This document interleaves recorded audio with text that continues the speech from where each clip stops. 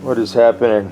Me and Minnie Mouse, we're out here in the shop. I thought I'd go over this 2110 with you guys. I'm about to button the short block up here, throw the crank in there, and bolt the case halves together. I think I need to dig up a cam plug, and I'll be just about ready. We've done a few things since last time. I prepped the bearings. You can see the finish on the bearings now after the shipping coating is removed. Yeah, that's with a white Scotch Brite pad and a really clean hot soap and water. And you can really see what you're getting once you take that top surface off. That's just a mild coating on there that's basically there for protecting the bearing in the packaging process. But what happens is if you leave that coating on there, a lot of times the oil pressure will roll that up and you'll see it in little balls on the bearing. It'll look like little hot spots. So we try to eliminate that. I learned this from Scooter. I do believe this is in the Gene Berg Book of Instructions, as I refer to quite often. And I did it for 15 years down at Scooter's, and I worked for Scooter for 15 years. And after I left there, I had the opportunity to go work for a couple funny car teams. And the first team, you know, they used a lot of used parts and stuff, and we blew motors up every place we went. Pretty much every run, we were building an engine. So it was a thrash every pass. And I had the opportunity to be located in Tennessee, and it was central. So there was quite a few other racers that were located there. And I got traded off to an upper level team when they came out with the PSI blowers. I got traded for a fuel tune-up, basically. And Terry Mullins, I'd worked for him for on and off for about a year. We were Division II champs. And Division II, they really don't have any really strong funny cars, you know. And it's pretty easy to go to a Division II race and win funny car class. And we pretty much stayed in Division II. We'd run some national events. And Terry had plenty of money, though. And when they went to the PSI stuff, he wanted, you know, he wanted that setup. So he went from the high helix blower to the PSI blower. Well, Brad Anderson was renting space at the race shop. Shelly Anderson was racing the top fuel car. Jay Payne would be there every once in a while with his car. And then Randy Anderson had his alcohol funny car there. And I got traded over to Randy Anderson's team. I ended up working for him for a couple of years. And learned a lot of stuff over there. And one of the first things I did was help put together 4 engines for the start of the season. And one of the first things that I was told to do was prep the bearings. And I often look back on the days that I worked for Scooter and the things that he's taught me on these little engines. You know, I learned about rod ratio, piston speed, and, you know, degree in cams, and you name it, man. He taught it to me. And I took all that knowledge, and I was entrusted when I went to work with the funny car teams with $100,000 motors. And I learned all the basic principles from a guy that worked on Volkswagens. So I always look back at that and find it pretty incredible. If you go to the Scooter shop, he does have 4 or 5 world records on the wall there. And when I worked for Randy, he was the world champion for 95 and 96 in alcohol funny car. So I've been fortunate to work for some people that know the kind of dedication and commitment it takes to make things happen. And I think some of that has rubbed off. And I try to show you what I've learned. And it's not necessarily how to do something, but it's some of the experience that I've picked up through my life. And some of the things that I've done when I look back on things is just incredible to me. I mean, I could write a book and probably people would think it was fiction. But I've been able to do a lot of cool things in my life. And the YouTube garage has got to be one of the coolest things that I've ever done. I saw Greg's video this morning with the Know Your Neighbor video. And I expressed on that video that how important the YouTube garage is to me and what it's allowed me to do. and it's allowed me to fight back and become healthy again, and give me somewhere to you know, put some content up that was stuck in my head that I wanted to get out. So if you guys watch these videos, I appreciate it, and go check Greg's video out. It's pretty cool. So a few of the things that we've done on this morning, or last night, I worked on this for a couple of hours, believe it or not. But I bought a set of double thrust cam bearings here, silver lines, and they didn't fit. Go figure. I don't know if it's the case or the bearing, you know. All I know is all the prep work that I had to do. This is that 315 Berg just sitting in there for make sure it spun good. But you can see this bearing here. This journal is pre-clearance when you buy these cases, and you're going to have to notch this bearing. So we notched this bearing. We relieved the top off of this one a little bit. You can see where the case is clearance there. And then, you know, we had to set the thrust. The cam wouldn't even turn when I put it in here. So when you get it all done, you know, you want the cam to spin freely with no oil. You don't want to, you know, have to put oil in there to make it work. And of course, you can hear that it has in play. This is the other bearing you'll have to clearance. Again, the case is clearance, so you just, you know, shape the bearing to the case. It's a steel bearing. I use the diamond wheel over there on my valve grinding machine. I use the tip facing wheel to cut the bearings, and it works really well. You can set the thrust on that, and or you can use a piece of glass with some 400. It is a steel bearing though, so it can take some time to get the bearing prepped if you have to remove a lot of material off of it. I got all the lifters to fit in the case. None of these fit. You want to make sure that the lifters float in the case freely. And what happens a lot of time is the lifter will float and stop right there, and you can push it down. You don't want to leave it like that, because when you add spring pressure and the push rod and everything gets incorporated, that binding section there can cause it to break the lifter, possibly stick, bend a push rod, and take your valve train out. So make sure these you know, move freely. If you have access to have bushing put in there, you know, by all means do that. We don't have that kind of machine work capability in Florida. If you live in California, that's a nice nice upgrade. The brass bushings and the lifter bores. It's most people do that after the case gets worn, and it's a good repair. The only other thing on here, here's our seals for our studs, for our main studs. You can't incorporate these when you have a super case, because you have the shuffle pins in the center. So be sure not to put these seals on the center main. You can only put them on the rear and the front. And I like to put a little sealant on the bottom and the top, and then just put it down in here. If you want, if you have a fine tip, you can just put a little bead of sealer around the stud right there, and then install your seal. Again, on the center main, you're not going to be able to put any seals. So if you want, you can put just a, you know, a fine bead of silicone in here, and the pin will drive it down and seal that off and keep it from leaking. Usually if this is going to leak, you get the leak on the nut side because of the tube here.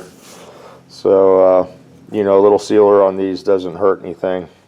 Same with the cam bearing, and then whatever you want to seal the case with is your preference. A lot of guys will use the Aviation Permatex. I like using this on the oil pump because it doesn't compromise the thin paper gasket. And if you try to use silicone down here, you almost always tear the gasket. Silicone is really hard on paper, and when you tighten that down, it just compromises the gasket. The other thing here, you can see I incorporated the split bearing in the front. It's not the front, it's the second bearing from the back, if you're considering the front of the motor, the rear. But anyway, you can see what I've done here. We're not going to incorporate the circle bearing. Let me get one of the bearings so you guys can see what I'm talking about. Over here, there's a 1600 build we need to put together after we throw this together. But here's the bearing that would usually be in this location. And this is This is an aluminum bearing pretty much. It has some steel in it, but it's very light construction. And this is a very heavy steel back bearing. It's got a lot more strength than the standard circle bearing. So this is good to incorporate if you're going to have a high performance application. Of course, you have to buy 2 sets of bearings when you do it this way. And I think I got maybe 3 brands of bearings in this one case, you know, just to make everything work. The cam, when I put it in there, it wouldn't even turn over, and ended up having to do a lot of work on the cam bearings. They were too high for the saddle, so the bearing was sticking up out of the saddle. And you want to make sure if you have that situation that you make a parallel with this, because if you don't, when you tighten the case down, it compromises the bearing and pinches the cam. So you don't want the bearings sitting up higher than your case half, and that was the case on this whole calf. I had to redo every bearing in there. You can see where they've all been machined, every bearing. So you might run into that depending on what brand bearing you buy and how good your luck is. Again, on the double thrust, you have to clearance the thrust bearing on both sides of the case. You know, you want to make sure that you have in play. The only other modification was the lifter, you know, the standard notch that I do. That's in the Greenberg Book of Instructions also. If you can pick that book up on eBay, or maybe even go over to Greenberg Enterprises. I know they still sell some stuff. I don't know if those books are available, but they're very good. A lot of good information in those. So that's about it for this. I got to put the gears on the crank, and again, we're going to use the scat spacer instead of the spring steel half washer. We're going to use the regular old brass gear for the timing, and then the straight cut gear for the crank. And somebody didn't understand how the cam could turn slower than the crankshaft, and it's pretty simple geometry there, or whatever math formula you'd use to figure out gear reduction. But here's your crank gear. It's obviously smaller, and here's your cam gear, which is double, 3 times the size. So obviously this gear is going to turn slower than this small one. And the valve train always moves slower than the crankshaft moves. But that's about it. I think we're about done with this. I was going to put a fitting in the case. I usually recommend putting the full flow fitting in the aluminum case, because as much as I hate to say it, this case has got pretty good core shift, and this is something that you want to look at when you purchase one of these cases. Doesn't look like that's coming in very well, but you can see how this gets fatter and fatter on the one side, and it's a little skinny back here. That's okay if it's like that. You just want to make sure that it's not backwards and it's fat on this side and really skinny over here, because when you put the fitting in there, you don't know how many of these I see get broken. And a lot of times when you see these cases for sale and they haven't been assembled and they're for sale at a flea market or something, it'll have a bead of weld all the way around here where the case has been split and somebody repairs it. Now I know Noel, he likes to take on the aluminum case, he'll run axle, he'll put a beater on the top of it, just prevent it from cracking. And me personally, I've never had one actually break on me, but I like to put the fitting in before I get the whole motor built, just in case there's going to be an issue. So I guess that'd be the only other tip. And then the only other thing is we have to put all the galley plugs back in. We removed all the plugs, so there's no oil galley plugs in this case. You know, everything's removed so it could be blown out and cleaned, because you're doing a lot of grinding and you know, prepping of the bearings and stuff, the lifter bores and all that stuff. Everything's going to need a little bit of work. So that's what's going on here today. I'll try to get this short block together. I'll try to turn the camera on, but I know a lot of guys are getting bored with the Volkswagen stuff, and I try to keep it even. I'm trying to save up a little money for the Nova. I got to buy a drive shaft. I've got the transmission, and then I still really haven't made a decision on the back half of the car yet. I was looking at that 4-link unit. Detroit Speed has one, and there's a couple different people that sell them, and I was thinking about maybe doing that. or possibly just buying a new set of you know, leaf springs. The leaf spring technology has come a long way also, and you know, I don't know, it's always more impressive if it's just got slapper bars and leaf springs. If it's got a 4-link and shit, people expect it to go fast. So that's what's happening. I am accumulating some more stuff, and got some electrical stuff done over there, a little bit of it. It's really slow going, and I got the fuse panel down over there. I'm going to buy a new flasher for that, and then all new fuses, and get that bolted up.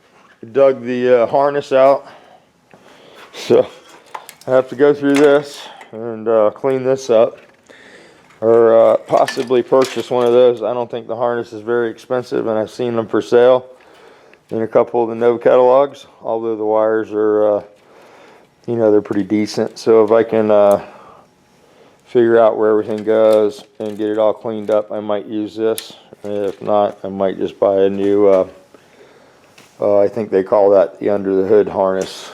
So that's what's going on with this. I did get another felt for the window, so I can put the other felt in, and the window won't be rattling around. I found the piece for the steering box, so I need to come out here and pull the steering box back off and hook this up and finish the suspension.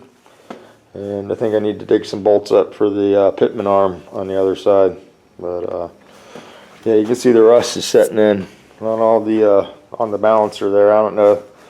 That's got to be the finest Chinese steel people could buy to make that, because I've cleaned that up so many times, and you know, it just continues to rust. So I think I'm gonna have to clean that up and clear it.